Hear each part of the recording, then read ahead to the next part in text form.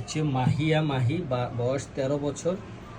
তো বিষয়টা হলো এর চর্মরোগ, এই যে দেখুন, এই যে পুরো ঘাড় শরীর প্রত্যেকটা ভাঁজে ভাঁজে তার এই অবস্থা। এটা গত 1 বছর ধরে সে ভুগতেছে।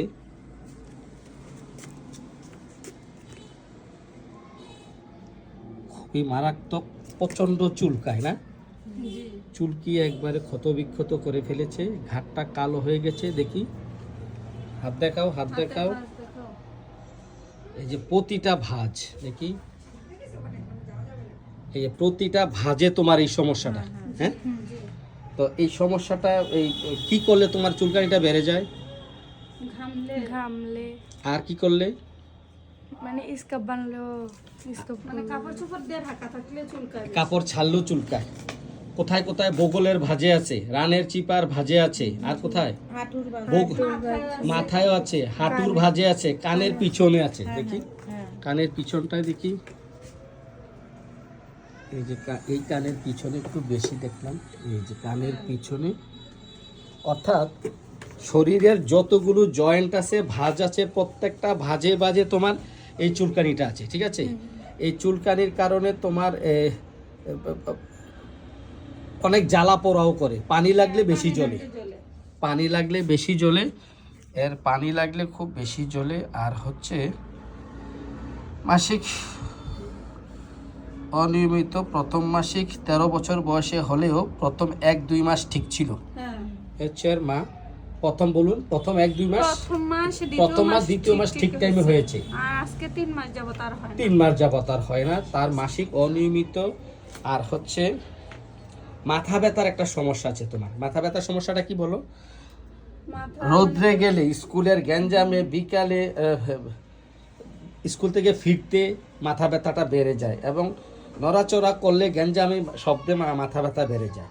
চুপচাপ নীরব শুয়ে থাকলে একটু আরাম লাগে। হ্যাঁ, আচ্ছা। তোমার ওজন বেশি, ওজন কত এখন?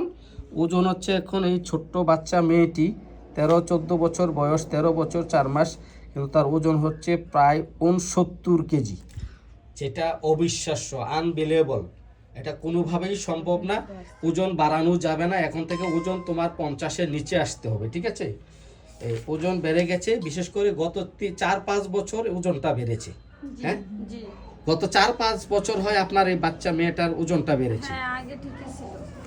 তো খুব হাসি খুশি একটা মেয়ে।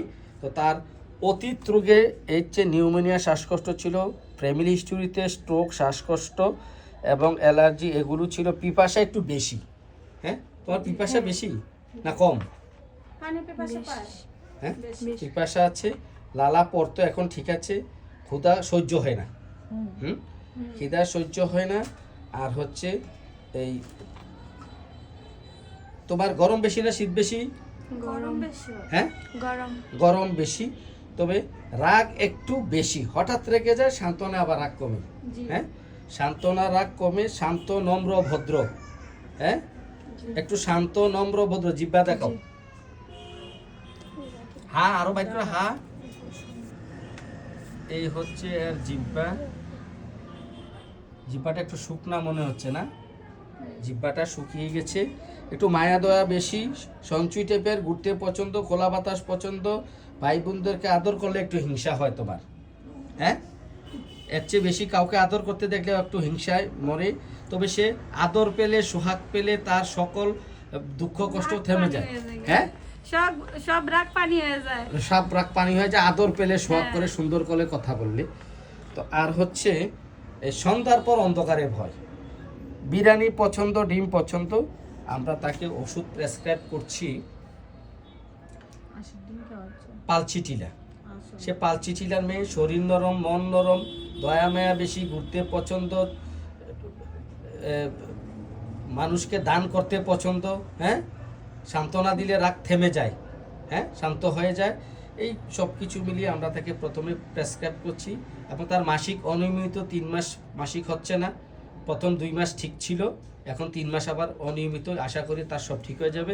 তো ধন্যবাদ তোমাকে ভিডিওটি করার অনুমতি দেওয়ার জন্য।